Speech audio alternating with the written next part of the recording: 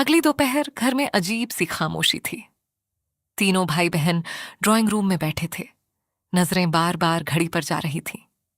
रशीद साहब भी कुर्सी पर बैठे थे, लेकिन उनका चेहरा किसी और ही दुनिया में था। उम्मीद और खौफ के दरमियान झूलता हुआ दरवाजे की घंटी बजी। सबके दिल एक साथ धड़कना भूल गए। फरहान उठा, आहिस्ता आहिस्ता दरवाजे की तरफ बढ़ा, हाथ दस्ते पर रखा, फिर रुक गया, गहरी सांस ली, दरवाजा खोला। सामने एक नौजवान खड़ा था, तकरीबन 25-26 साल का, सादा लिबास में, आंखों में घबराहट और उम्मीद दोनों। अस्सलामु अलैकुम, मैं बिलाल हूं। उसकी आवाज में लर्जिश थी। फरहान कुछ लम्हों तक उसे देखता रहा। कुछ था उस चेहरे में जो जाना पहचाना लग रहा था। वही आंखें, वही नाक, जैसे अब्बा की जवानी की तस्वीर जिंदा हो गई हो। आ जाओ, फरहान ने आहिस्ता से कहा, लेकिन उसकी आवाज में कोई गर्मजोशी नहीं थी। बिलाल अंदर दाखिल हुआ, कदम मुहतात, जैसे हर लम्हा रद्द हो जाने का खतरा महसूस कर रहा हो।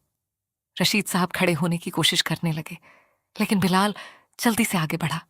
नहीं अब्बा, प्लीज बैठे रहें। ये लफ्ज अब्बा कमरे में ऐसे गूंजा जैसे किसी ने वक्त रोक दिया हो। रशीद साहब की आंखों से आंसू बह निकले। उन्होंने बिलाल को गले लगा लिया, हाथ कांप रहे थे। मेरा बेटा, इतने सालों बाद।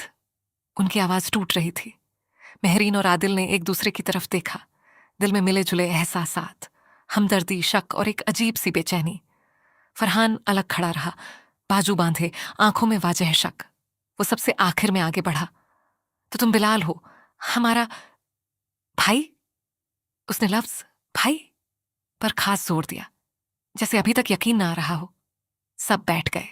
कुछ देर खामोशी रही, फिर मेहरीन ने हिम्मत करके पूछा, बिलाल, तुमने अब्बा को कैसे ढूंढा इतने सालों बाद?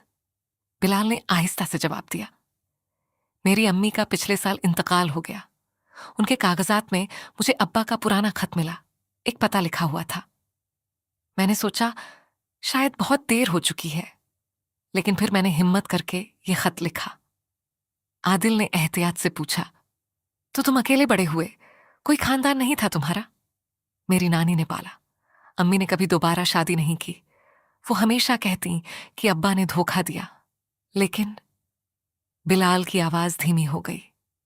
लेकिन अब यहां बैठकर, अब्बा की आंखों में देखकर, मुझे लगता है शायद कहानी इतनी सीधी नहीं थी। रशीद साहब ने फौरन कहा, बेटा, मैंने तुम्हारी अम्मी को कभी धोखा नहीं दिया। खानदानी दबाव, गरीबी, हालात, सब कुछ हमारे खिलाफ था।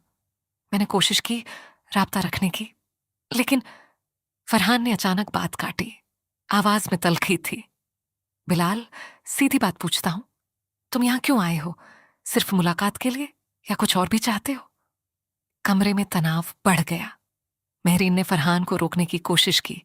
फरहान, अभी नहीं। लेकिन बिलाल ने हाथ उठाकर कहा, नहीं मेहरीन, ये सवाल जायज है, मुझे जवाब देना चाहिए। उसने फरहान की आंखों में देखा। मुझे पैसों की कोई भूख नहीं, मैं खुद एक अच्छी नौकरी करता हूं, अपना घर है। मैं सिर्फ ये जानना चाहता था कि मेरा बाप कौन था, मेरा खानदान कैसा था। इतने सालों से ये खालीपन मेरे साथ रहा है। फरहान की आंखों में शक अभी भी था। ये सुनने में अच्छा लगता है, लेकिन अल्फाज और नीयत में फर्कश हो सकता है। रशीद साहब ने सख्ती से कहा, फरहान, बस करो, ये तुम्हारा भाई है, मुजरिम नहीं। उसी लम्हे नर्स दोबारा कमरे में दाखिल हुई। इस बार चेहरे पर तशवीश थी। रशीद साहब, आपकी दिल की धड़कन गैर मामूली है, हमें फौरन अस्पताल जाना होगा। कमरे में अफरात फरी मच गई।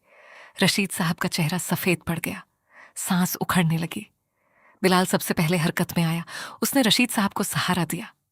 अब्बा, आराम से, हम अभी लेकर चलते हैं। फरहान ने देखा कि बिलाल की आंखों में कितनी हकीकी फिक्र थी, और एक लम्हे के लिए उसका शक डगमगा गया। गाड़ी में रास्ते भर सब खामोश रहे।